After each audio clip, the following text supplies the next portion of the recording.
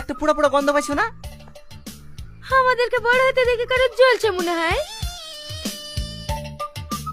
চলো।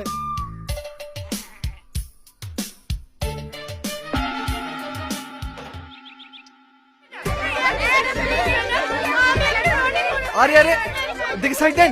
দিদি দিদি, আমি আপনার বড় ফ্যান। একটা ফটো দিদি। আমার যে কি সৌভাগ্য, আপনি আমাদের বাড়িতে এসেছেন। আজ আমি খুব খুশি। আরে আরে তোমরা তো ঝালটাই করছো কেন? অনেক দূর থেকে এসছে।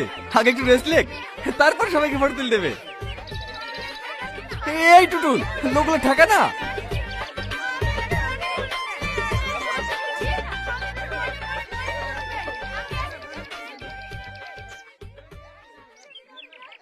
কি গো, বাইরে এত হইচই কিসের? তুই না, ওই পল্লীগ্রাম টিভিতে অভিনয় করে না, ওই তুই নাকি এখন লেসছি।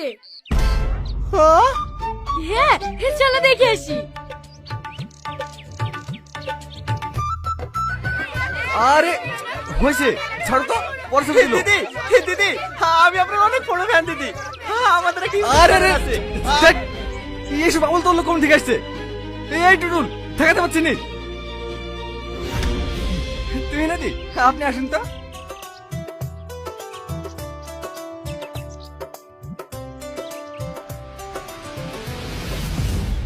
বুঝতে পেরেছি, আমাদের আগে চ্যানেল মনিটাইজ করার লেগে তুই না খেলে আসছি। সালমা চলো, কোথায়? আমরা থেকে বড় ইউটিউবার খেলে আসবো।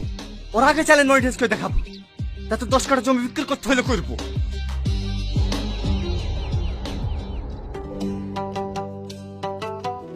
রিলসটা বানিয়ে দিলাম, আপলোড করে দাও, দেখবে দুদিনে সাবস্ক্রাইবার বেড়ে যাবে।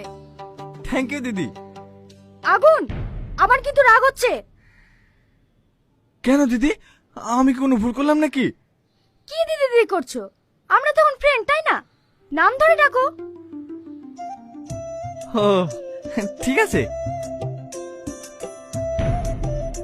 দুটো মিষ্টি দিই। আমাদের ভোলাদের দোকানের মিষ্টি খুব টেস্টি। না না, ম্যাডাম একদম মিষ্টি খান না, ডাইটে আছেন। আরে ছাড়ো, এত ভালো মানুষের হাতে বিষও খেয়ে নেওয়া যায়। দাও দাও, একটা দাও। আরে আরে কোথায় দিচ্ছ? খাইয়ে দাও।